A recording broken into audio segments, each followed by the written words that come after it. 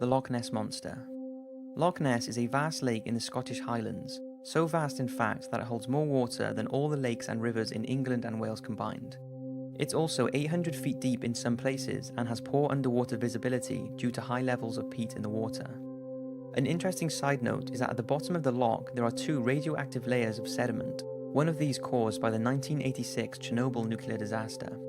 Anyway, as you will know, the Loch Ness is most famous for the monster that is thought to live there, and alongside Bigfoot, I would say the Loch Ness Monster is one of the most famous unconfirmed creatures out there. The earliest association with the monster in the loch appeared in a manuscript written in the 7th century by Adamnam, in which he tells of a man who was swimming in the lake and was attacked by a water beast. Over the years there have been several other reports of something living in the darkest depths of the water, but it was in 1933 that the monster really caught the imagination of the public. It was when this photograph was taken by Hugh Gray, then in 1934, London physician Robert Wilson captured the most famous Nessie picture of all time.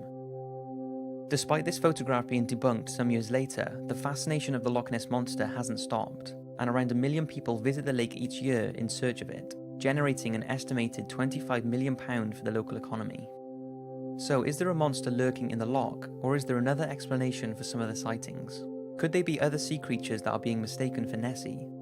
A lake sturgeon does match reports of the Loch Ness Monster, and some say a giant eel could also be responsible. And despite these usually favouring saltwater, two 7-foot eels were found washed up on Loch Ness Beach.